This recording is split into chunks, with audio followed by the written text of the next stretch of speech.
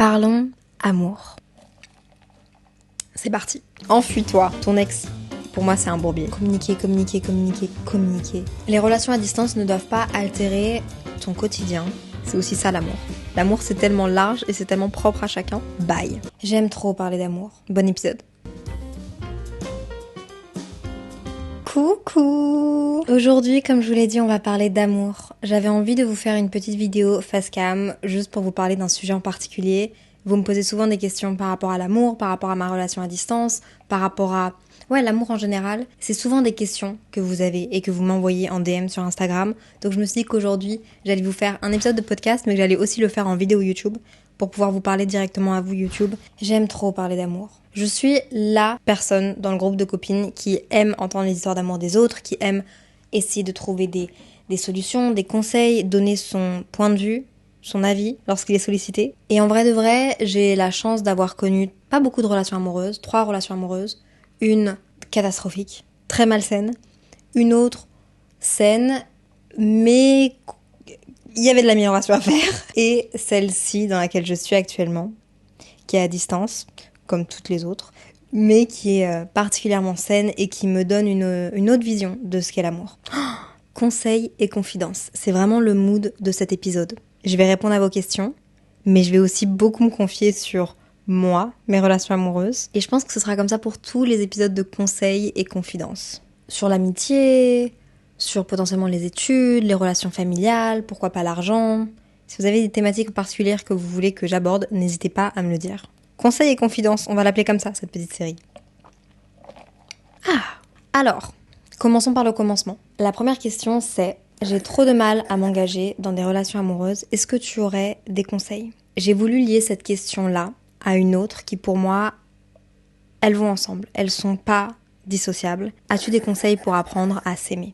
Avant de t'engager dans une relation amoureuse, avant de réussir à te laisser aller, à donner la confiance à quelqu'un d'autre, je suis persuadée qu'il faut apprendre à s'aimer soi-même. J'ai déjà été en relation amoureuse alors que je me détestais et que je me connaissais pas et je veux dire ça se fait. Mais c'est pas là, dans ces relations-là, que ça va faire des étincelles. Et simplement aussi parce que je pense que pour réussir à être aimé et à accepter que quelqu'un d'autre peut t'aimer et t'aime vraiment toi et du coup faire confiance à cette personne et avoir une chouette relation, je pense que tu dois d'abord t'aimer toi-même. Si tu t'aimes pas toi-même, c'est très difficile d'accepter que quelqu'un puisse t'aimer toi et pas une autre personne. Et ça, je parle en connaissance de cause. Mais, pour revenir à la question de la peur de l'engagement et est-ce que j'aurais des conseils, premièrement, c'est une bonne chose de te rendre compte que t'as peur de l'engagement. Parce que c'est pas donné à tout le monde. Il y a pas mal de gens qui sont dans le déni par rapport à ça et qui mettent ça sur le dos d'avoir envie de s'amuser, mais en fait qui ont juste et tout simplement une peur de l'engagement et un rejet de l'engagement. C'est pas quelque chose de mal, spécialement, mais il est là. Je pense que c'est intéressant d'essayer de comprendre pour soi-même, ou pour potentiellement un partenaire ou une partenaire, d'où vient cette peur de l'engagement. Peut-être que c'est une conséquence à d'anciennes relations qui se sont pas bien passées. Peut-être que c'est une peur d'être lié à quelqu'un. Peut-être que c'est une peur de ne plus avoir de liberté. Peut-être que c'est un besoin d'indépendance, donc la peur d'être vraiment dépendant de quelqu'un d'autre. Peut-être parce que simplement aussi tu te connais et tu sais que quand je suis en couple, j'ai l'habitude de m'accrocher à cette personne et de perdre une partie de mon identité. Peut-être que c'est aussi que t'es une personne qui aime pas être vulnérable et tu sais qu'en relation amoureuse, t'as plus tendance à être vulnérable et que c'est pas une situation dans laquelle t'as envie de te mettre. Et tout simplement, en vrai, être en couple, c'est avoir des responsabilités affectives. Et parfois, elles peuvent un peu faire peur. Et puis, comme en ce moment, je suis très dans l'analyse des schémas familiaux pour essayer de comprendre les autres, moi, j'irai chercher aussi un peu là. Je m'explique. Ton identité, elle est formatée par ton environnement, les gens autour de toi, des choses internes aussi. Mais moi, on a grandi, pour la plupart, avec 2 parents, voire plus, 2 plus figures paternelles, maternelles. Et ces personnes-là nous ont inculqué des valeurs, un schéma familial, certaines croyances, parfois limitantes, parfois non. Et évidemment, ça a façonné qui on est d'une manière ou d'une autre. Donc ça veut dire que ça a influencé notre identité et ça a influencé aussi nos réactions, comment est-ce qu'on gère nos relations, le type d'amour aussi que tu t'autorises à recevoir et que tu t'autorises à donner. Et ça, je trouve que c'est hyper intéressant d'aller chercher là-dedans. Tu vois, autour de toi, les adultes que tu connais depuis que t'es jeune, quel genre de relations amoureuses est-ce qu'ils ont? Est-ce que c'est des relations qui te donnent envie? Est-ce que c'est des relations qui, au contraire, potentiellement sont pleines de traumas ou ont été traumatisantes pour toi, dans le sens où c'est tes parents et peut-être qu'ils se sont séparés? Est-ce que tu as l'impression quand tu vois tes parents que ton père ou que ta mère a une certaine dépendance à l'autre, ou est-ce que tu as l'impression de voir une famille dans laquelle l'un ou l'autre c'est plus privé, peut-être qu'il y a une perte de confiance? Genre c'est quoi ton schéma familial, et est-ce que tu peux lier certaines choses qui sont arrivées dans ta famille ou autour de toi ou des figures que tu as à ta situation actuelle? Faites-le pas trop parce que c'est pas ouf de faire ça à son partenaire si la personne n'a pas envie, mais ça peut expliquer pas mal de choses, hein. Ensuite, je tiens à dire que, et ça c'est peut-être pas pour toi mais pour les autres, et donc si quelqu'un connaît quelqu'un qui a peur de l'engagement, peut-être que tu vas un peu mieux comprendre cette personne. C'est pas parce que tu as peur de t'engager que tu n'as pas de sentiments. Enlève-toi ça de la tête si tu le penses. À mon avis, ce qui se passe, c'est que si tu mets à égalité l'engagement et la perte de liberté prend plus le pied. La perte de liberté t'empêche vraiment de t'engager. Il y a un truc qui prend le dessus, malheureusement. Mais ça veut pas dire que t'as pas de sentiments, ça veut pas dire que t'aimes pas la personne que tu dates, ça veut dire qu'il y a quelque chose d'autre ailleurs à aller régler. Et puis évidemment, pour revenir à la confiance en soi, potentiellement t'es aussi en train de te dire que tu mérites pas cet amour. T'as peut-être pas beaucoup d'estime de toi, ou t'as peut-être peur de pas être à la hauteur dans une relation, pour X raisons, peut-être parce qu'une ancienne relation t'a fait comprendre ça. Mais il y a clairement quelque chose au niveau de l'estime de soi, avec la peur de l'engagement. C'est intéressant d'aller chercher. Pourquoi est-ce que tu penses que t'as pas le droit d'être en couple? Pourquoi est-ce que tu penses que t'as pas le droit de t'engager dans une relation? Pour remonter un peu ton estime de toi, je te conseillerais de faire plusieurs choses. Premièrement, il s'agirait, madame ou monsieur, de passer beaucoup de temps avec toi-même pour essayer de comprendre qui tu es, pour apprécier ta propre compagnie, apprécier la personne que t'es et te rendre compte que t'es quelqu'un de vraiment cool, de vraiment formidable, qui mérite d'être aimé et qui mérite d'être dans une relation amoureuse ou amoureux si t'en as envie. Passer du temps avec toi aussi, c'est pour être en paix avec toi-même. C'est dur d'apprendre à s'aimer, d'apprendre à aimer nos réactions, à aimer ce à quoi on aspire, Il y a un truc très compliqué avec le fait de s'aimer, pas spécialement juste physiquement, mais vraiment émotionnellement. Pourquoi est-ce que je réagis comme ça? J'aimerais tellement pouvoir... Ah, je me déteste quand je réagis comme ça. Il s'agirait d'être en paix avec soi-même. Vraiment. Je dis pas que je le suis à 100%. Il y a plein de trucs chez moi avec lesquels je suis pas en paix et d'accord, mais qui font partie de moi et sur lesquels je travaille, mais qui font quand même à l'heure actuelle partie de moi et que j'accepte, ou du moins j'essaye d'accepter, parce que je sais que dans le moment actuel, c'est ça qui me rend heureuse. Il s'agirait aussi de faire une petite liste de pourquoi est-ce que t'es une super personne qui mérite d'être aimée, qui mérite l'amour. Faire une petite liste de pourquoi est-ce que tu t'aimes. Est-ce que t'es gentille? Est-ce que t'es généreuse? Est-ce que tu donnes beaucoup? Est-ce que t'es ambitieuse? Qu'est-ce qui fait aujourd'hui que tu t'aimes? Cette liste-là, fais-la et accroche-la quelque part dans ta chambre. Genre, give you some credits. Genre, vraiment, donne-toi des crédits de qui tu es, et je suis sûre que t'es une bonne personne. Et je suis sûre que cette peur de l'engagement, elle vient de quelque part. Il y a moyen d'aller trouver où et de changer certains mécanismes. Finalement, le dernier conseil que je peux te donner par rapport à la peur de l'engagement, ça va te mettre hyper inconfortable, hein, mais je vais te le dire. Mets-toi dans des situations qui te rendent mal à l'aise et dans lesquelles tu n'es pas 100% confortable, parce que c'est comme ça que tu vas réussir à grandir. Ce sera peut-être pas le partenaire parfait, mais ça va t'apprendre. Et te mettre dans des situations inconfortables comme ça va t'aider à te rapprocher de quelque chose qui te fait du bien. Encore une fois, ça veut pas dire que ça va marcher du premier coup, mais plus tu vas essayer, plus ça va fonctionner, et plus tu vas te trouver, et plus tu vas être en paix aussi avec ça. Êtes-vous toujours là? Êtes-vous toujours parmi moi? Oula, pas du tout parmi moi. Êtes-vous toujours avec moi? Okay. Next one. Amandine m'a demandé comment vivre sa vie tout en étant en couple. Ta ta ta ta. Ta ta ta ta. Pour être honnête, mon premier réflexe à cette question, c'est de dire couple n'est pas égal à enfermement. Pour moi, être en couple, c'est plutôt justement synonyme de nouvelles possibilités, opportunités. Le couple, pour moi, c'est vraiment un plus à sa vie. Et ça, pour moi, c'est la base du couple. Personnellement, dans ma relation, et quand je décide d'être en couple, je le vois vraiment comme un plus. Je le vois pas comme on m'enlève quelque chose. On ne m'enlève pas la liberté, on ne m'enferme pas. Je n'ai pas l'impression de moins vivre. Un couple, c'est pas non plus une finalité.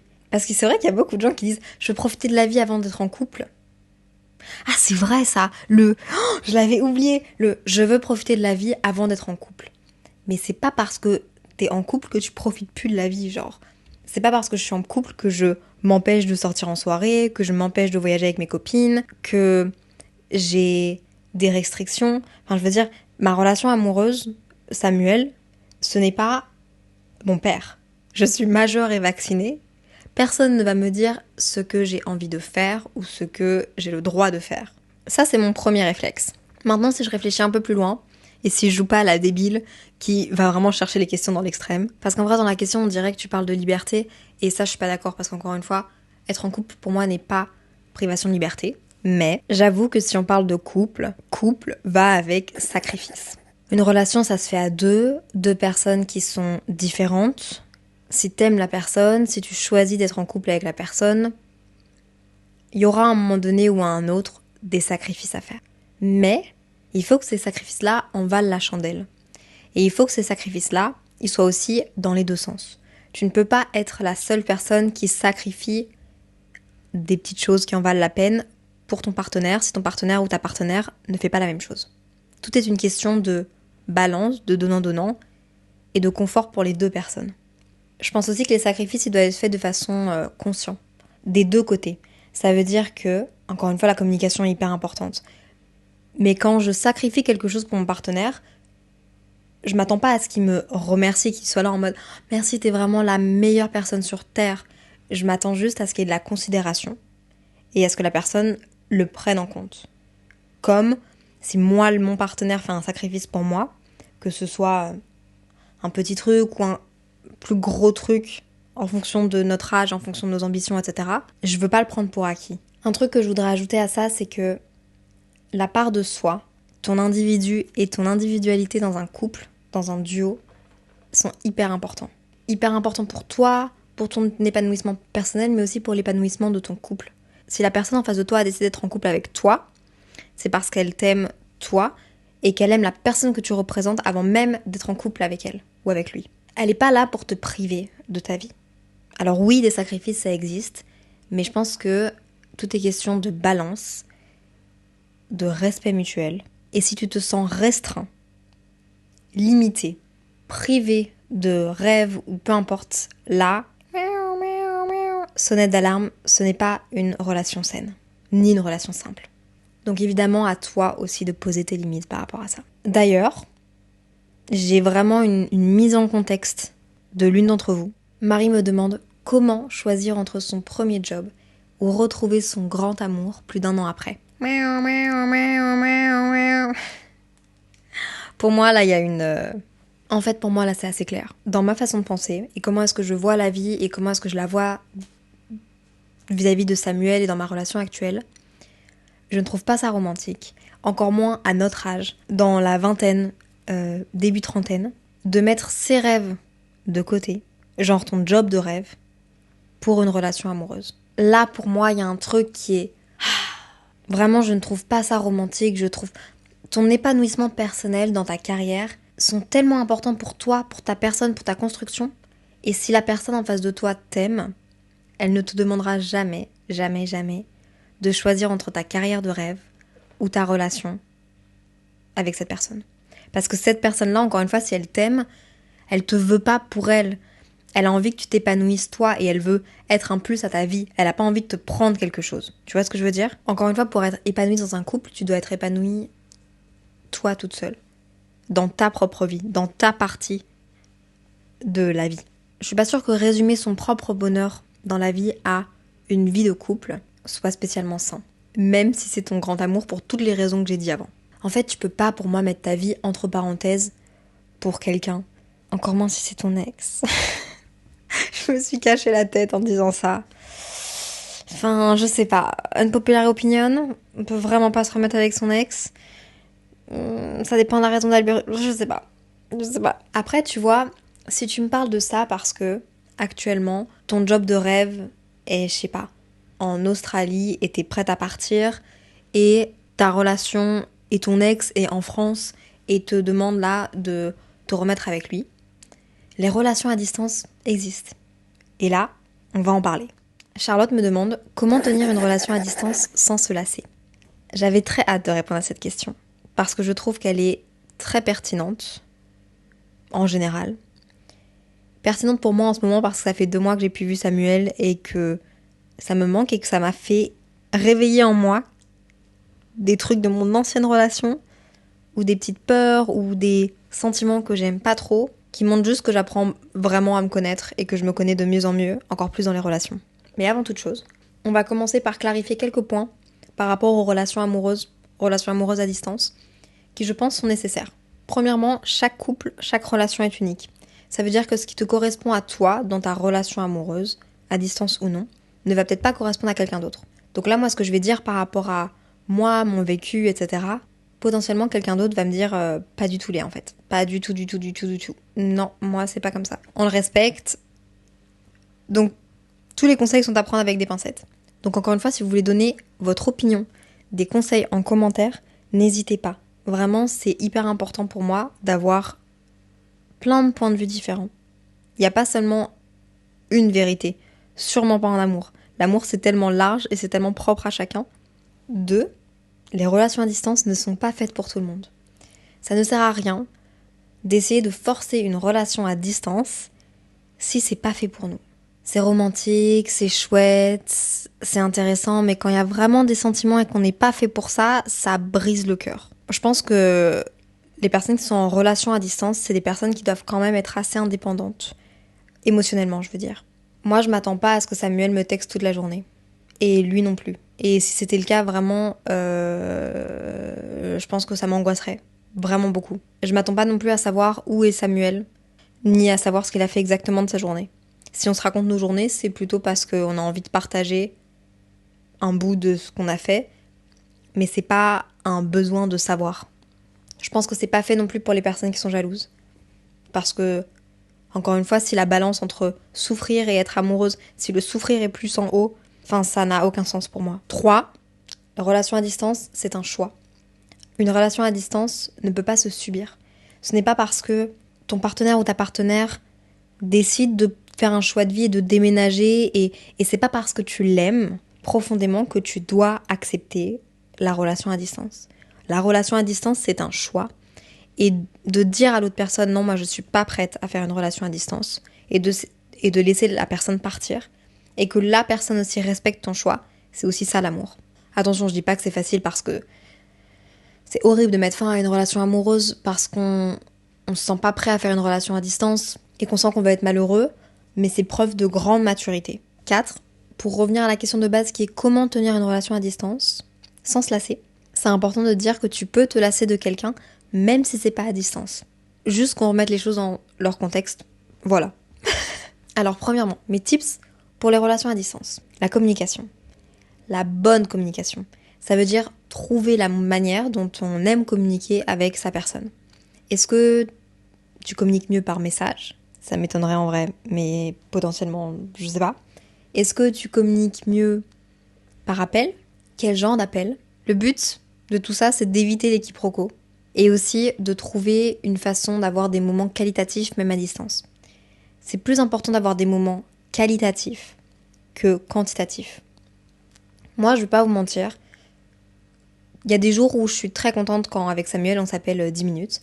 Et puis il y a des jours où en fait ça me frustre parce que ça me frustre. Parce que je me dis on partage rien et c'était hyper genre un small talk et ça m'a pas rendue heureuse. Et il y a d'autres jours où on va s'appeler pendant 1 heure, je vais être comblée et je vais vraiment avoir l'impression d'avoir passé un bon moment qualitatif avec mon amoureux. Et puis après, encore une fois, il y a d'autres jours où on va s'appeler pendant 1 heure et je vais avoir l'impression d'avoir grossièrement, mais je vais le dire parce que j'ai pas peur de vous dire les choses, je vais avoir l'impression d'avoir perdu 1 heure de ma journée. Encore une fois, la communication. Dans quel mood est-ce que t'es ? De quoi as-tu besoin ? Comment est-ce que je peux te rendre plus heureuse ? Comment est-ce qu'on peut améliorer nos moments à distance ? La communication. Tout en gardant en tête quelque chose qui est hyper important pour moi. Les relations à distance ne doivent pas altérer ton quotidien et ton day-to-day life. Je préfère ne pas avoir Samuel au téléphone pendant 3 jours que de planifier quelque chose pour lui qui va me couper dans mon quotidien. Attention, Encore une fois, tout est question de balance. Parce que les sacrifices, ça va dans les deux sens. Si on s'est dit qu'on s'appelait, si... Il y a des contextes à tout, ok? C'est important de garder sa vie, son quotidien, et de ne pas tout planifier en fonction de l'autre. Si ça nous va pas à nous deux, bah on le fait juste pas. Et lui ne va pas me reprocher quelque chose si lui, c'est pas possible de faire autrement non plus. Vous voyez ce que je veux dire? Ça a l'air très confus ce que je dis. Mais je vous jure que ça fait du sens dans ma propre tête. Le truc à retenir, c'est n'altère pas ton quotidien tous les jours pour une autre personne, pour une relation à distance. Encore une fois, une relation, c'est du plus. Une relation, ce n'est pas quelque chose qui est censé ruiner et accaparer toute ta vie, qu'elle soit à distance ou pas à distance. Pour éviter de se lasser aussi, et ça pour moi c'est hyper important, planifiez les moments où vous allez vous revoir à l'avance. Là en ce moment avec Samuel, on est dans une période un peu compliquée de transition. Lui comme moi, on transite. Et il est reparti aux États-Unis pour 2 mois. Quand il est reparti, on ne savait pas quand est-ce qu'on allait se revoir. Moi, je pensais qu'on allait se revoir comme d'habitude, 3 semaines, un mois. Et au bout de 3 semaines, un mois, j'ai compris qu'il ne reviendrait pas en Europe. Ok. Et les semaines ont continué d'avancer. Et malheureusement, sans but, c'est plus facile de se lasser. Sans but commun, sans... Donc planifier un moment où vous vous voyez, hyper important. Moi, je pense que dans mon ancienne relation, il y a une période de temps où on s'est pas vu pendant 6 mois et que ça a vraiment créé une déconnexion et on s'est lassé. En tout cas, moi, de mon côté. Ça veut pas dire que tu peux pas retomber amoureux ou amoureuse. Ça veut juste dire que, quand l'amour est plus palpable, à un moment donné, les appels, les attentions, même si c'est une relation saine, ça suffit pas. En fait, pour moi, pas voir sa personne plus d'un mois, ça commence à être compliqué. Sauf qu'évidemment, il y a plein de relations pour lesquelles ils se voient pas pendant 2, 3, 4 mois. Mais je pense que quand tu sais pendant combien de temps est-ce que tu vas pas voir ton ou ta partenaire, c'est plus facile à gérer que quand tu le sais pas et c'est juste au day-to-day life. Oh, un jour de plus sans savoir. Oh, 2 jours de plus sans le voir. Vous voyez ce que je veux dire ou pas? Autant avoir des espèces de deadline de quand est-ce qu'on va se voir, c'est important. Autant avoir des projets communs, c'est aussi hyper important. Là, avec Samuel, on va faire un voyage. En fait, cette semaine, quand vous voyez cette vidéo YouTube, je serai normalement, ou dans les jours qui arrivent, en Islande avec Samuel pour un van trip. Et ça, c'est un projet commun qui est sympa, qui s'organise à 2 pendant notre temps libre, qui structure nos appels, qui... On a un truc commun, quoi. C'est pas au bout de 2 mois, on se voit un week-end, c'est au bout de 2 mois, on fait un truc ensemble cool. Et vraiment, j'ai hâte. Et ça rajoute un petit truc à la relation. Même si on s'est pas vu pendant 2 mois. Plus de 2 mois. Ne pas se lasser aussi, c'est vraiment communiquer. Ses émotions, comment on sent, communiquer. Ses objectifs, ses envies, ce qui nous passe par la tête. Que ce soit pour du court terme, pour du long terme, vraiment communiquer tout ça. Pour que la personne se sente connectée à vous et qu'elle soit au courant de ce qui se passe dans votre tête et dans votre vie et comment ça va, quoi. Laissez de la place à la personne qui est à 6000 km de vous. C'est hyper important pour qu'elle se sente vraiment dans votre bulle, même si elle est à 6000 km. Par contre, si la relation à distance te fait plus de mal, t'apporte plus de choses négatives, comme dans une relation amoureuse, pas à distance, j'ai quand même envie de tirer la sonnette d'alarme pour 2 choses. 2 raisons pour lesquelles vous devriez dire bye à votre relation à distance, si vous êtes dans cette situation. Premièrement, si la relation à distance te fait plus de mal que de bien, si elle t'apporte plus de négatif, si tu sens que ça te prend toute ta charge mentale et que ça te rend plus malheureuse qu'heureuse, si la balance pèse plus vers le je suis malheureuse que heureuse et en fait je suis juste heureuse 2 jours tous les 2 mois quand je vois cette personne, bye. Genre vraiment, pour ton bien-être, s'il te plaît, arrête cette relation à distance. Deuxième chose, si tu passes plus de temps sur ton téléphone que dans la vraie vie, sur ton téléphone à essayer d'échanger avec la personne avec qui tu es en relation à distance, à stalker cette personne, si tu passes plus de temps sur ton téléphone à vivre par message que dans la vraie vie, pour moi tu devrais dire bye. C'est important de continuer d'avoir une vie à côté, de ne pas t'enfermer dans ton téléphone et dans une relation qui est loin de toi, mais de continuer à avoir une vie sociale et une vie en dehors de ton téléphone et en dehors de ta relation? J'espère que ça répond à la question. Confiance in, jalousie out. Ok? Et là, on va partir sur 3 petites situations qui me faisaient un peu rire et j'espère que je vais pouvoir aider celles d'entre vous qui m'ont posé ces questions-là. Premièrement, je me sens perdue entre mon collègue et mon ex. 2 personnes qui sont vraiment saines. What about being alone? What about te centrer sur toi-même? Pourquoi pas être seule? Pourquoi pas te recentrer sur toi-même, sur ce que tu veux vraiment, sur ta relation avec toi-même et pas ta relation avec une autre personne? Pour moi, si tu doutes, si t'hésites entre les deux, c'est que tu devrais choisir aucune. Qu'est-ce que vous en pensez, vous? Vraiment? De quoi est-ce que tu as besoin? Pourquoi est-ce que tu hésites entre ces 2 personnes? Qu'est-ce que tu rechercherais dans cette relation amoureuse, qu'elle soit avec l'un ou avec l'autre? Genre, pourquoi est-ce que tu recherches une relation amoureuse? Je suis curieuse de savoir ça. Honnêtement, je pense que tu es actuellement dans une situation où tu aimes avoir l'attention de ces 2 personnes. Attention, rechercher l'attention n'est pas une mauvaise chose. C'est humain. Moi, je suis contente de savoir que je plais et je suis contente d'avoir de l'attention de temps en temps. Ça fait pas de moi une mauvaise personne. J'en parle parfois avec Samuel, très ouvertement. Et on est d'accord que c'est juste humain.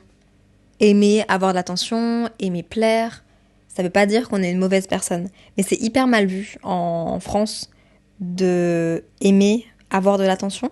Alors qu'en réalité, je pense que tout le monde aime avoir l'attention sur soi, à plus ou moins grande échelle. Je veux dire, c'est différent de plaire à une personne que de plaire à 300. Enfin, je veux dire, il n'y a pas de meilleur ou de moins bon. Hein. Mais juste, chaque humain aime l'attention, je pense, mais à des échelles différentes. C'est tout. Il n'y a pas de mieux ou de moins bon. C'est juste un fait. Et peut-être que c'est ce que t'aimes là, toi, en ce moment. Peut-être que c'est l'attention que t'aimes recevoir, mais que tu n'as pas vraiment besoin de choisir un des deux parce que tu n'as pas vraiment envie d'être avec un des deux. Si tu me demandes maintenant plus rationnellement, ton ex, pour moi, c'est un bourbier. Se remettre en couple avec un ex, c'est toujours... voilà. Pour moi, je dirais non. Ton collègue, c'est un bourbier. Les deux sont des bourbiers parce que être en relation avec un collègue, vous partagez trop de choses, partagez trop de bulles. Je suis pas hyper à l'aise avec ça, avec le concept d'être en couple avec quelqu'un avec qui on bosse en mode collègue. Voilà, c'est ma réponse. Ensuite, je suis en couple depuis 4 ans avec mon copain, mais je n'arrive pas à savoir si je dois le quitter pour diverses raisons. Je me dis que si je me questionne, c'est que c'est sûrement oui. Unpopular opinion, que je vais te dire, même si je hoche la tête en mode oui et que mon langage corporel me dit quelque chose d'autre que ce que je vais dire là. Moi, je pense pas spécialement. Tout à l'heure, j'ai dit quand il y a un doute, il n'y a pas de doute. Là, pour moi, je suis pas d'accord avec cette expression-là, dans cette relation-là, dans ce contexte-là.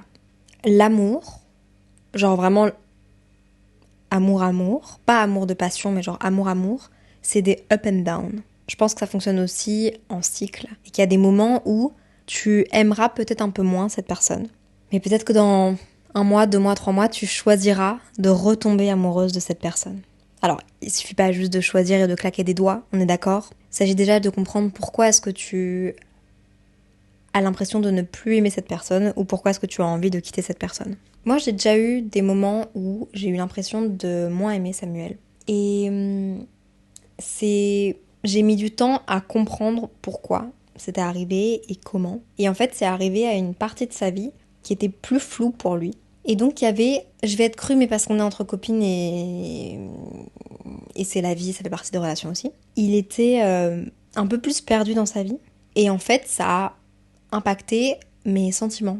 Parce que je l'admire beaucoup pour sa détermination, ses ambitions, comment est-ce qu'il gère tout ce qu'il entreprend.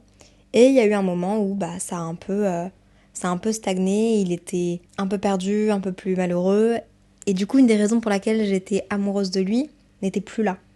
Je suis retombée amoureuse de lui après, pour plein d'autres raisons, parce que je ne l'aime pas que pour ça. Mais ça montre qu'il y a parfois des up and down, et qu'il faut savoir les accueillir. Essaye de comprendre pourquoi est-ce que t'aimes moins cette personne actuellement. Est-ce qu'il y a une raison particulière? Est-ce qu'il n'y en a pas? Ça peut aussi être simplement que vos chemins sont en train de s'éloigner. Si vous vous êtes rencontrés il y a 4 ans, vous êtes peut-être dans des chemins qui étaient hyper parallèles et qui se complétaient peut-être, et puis que là, vous avez grandi, vous avez d'autres centres d'intérêt et vous êtes en train de vous éloigner.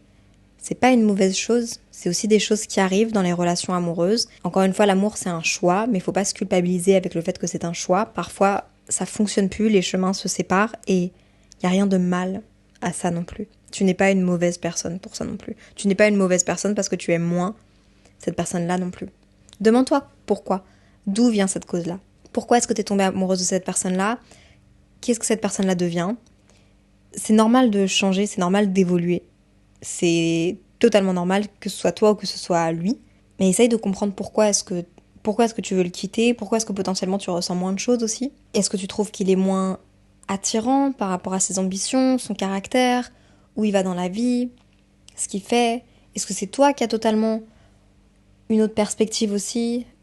Et vraiment, c'est ok, moi je veux qu'on décomplexe les couples qui se séparent et les chemins qui se séparent pour finalement être plus heureux chacun de leur côté. 4 ans, c'est beaucoup, t'as le temps de beaucoup changer en 4 ans. T'as le temps de revoir tes plans 200 fois. Tes objectifs, tes goals, tes envies, tes passions. C'est dingue quand même, vraiment, 4 ans c'est long. La dernière question, situationship. Un mec perdu qui déménage et couche encore avec son ex par confort. Toi, enfuis-toi. Pars loin de ça, je veux ton bien. S'il te plaît, échappe-toi. Ça, par contre, j'ai beau avoir été dans les unpopular opinions, avoir essayé de nuancer mes réponses à chaque fois. Là, pour moi, il n'y a pas de nuance. Il n'y a pas de nuance pour la simple et bonne réponse que tu n'es pas un sauveur ou une sauveuse. Tu dois penser à toi-même. Tu n'es pas psychologue. Alors oui, c'est valorisant d'avoir l'impression d'aider les gens quand on aime aider les gens. D'avoir envie de conseiller, d'avoir envie d'être là pour l'autre personne, c'est valorisant pour son estime de soi, pour comment est-ce qu'on se voit soi-même, et aussi parce qu'on aime profondément aimer les autres. Mais ce n'est pas ton métier, et tu ne mérites pas d'être avec quelqu'un, ou de t'engager dans une relation avec quelqu'un qui a besoin d'être guéri. Tu mérites quelqu'un qui sait où il va, qui il est, qui elle est, peu importe, mais tu mérites ça. Ce n'est pas à toi de régler des problèmes. Ça commence trop mal. Donc ça, pour moi, c'est non. Voilà. Les situationships comme ça avec couche encore avec son ex, mais il n'y a plus de sentiments, c'est juste une habitude et tout, mais on commence à se voir et il va arrêter. Non, pourquoi il a pas arrêté, genre, il y a 3 semaines, il y a un mois, enfin, non. Ça veut pas dire qu'il va continuer, mais juste, genre, c'est pas à toi de régler ça. Tu n'as pas à avoir cette charge mentale-là dans la tête, genre, vraiment, tu n'as pas... Non, voilà. J'espère que cet épisode de podcast vous aura plu. Moi, j'ai pris beaucoup de plaisir à lire toutes vos questions, à structurer cet épisode de podcast, à vous parler de ma relation. Vraiment, conseils et confidences, je pense que ça résume bien cet épisode. Et j'espère que ça vous dira d'en avoir d'autres sur d'autres thématiques. Je trouve que ce format est génial. Je trouve qu'on peut vraiment l'exploiter avec plein de thématiques autour de la vingtaine, autour de l'argent, autour de l'amitié, autour des relations avec les parents. Il y a vraiment quelque chose de cool à faire. Donc vous me direz si ça vous a plu. Je vais vous demander quelque chose, ok? De prendre soin de vous, d'être bienveillant avec vous-même et avec les autres, de me laisser un commentaire si vous voulez. En fait non, s'il vous plaît, laissez-moi un commentaire. Ça m'aide beaucoup. D'échanger avec moi, de venir me rejoindre sur Instagram, sur le podcast si vous voulez plus d'épisodes. N'hésitez pas. Merci. Prenez soin de vous, soyez bienveillants avec vous-même et avec les autres. S et S, sain et simple. Bye! Woo!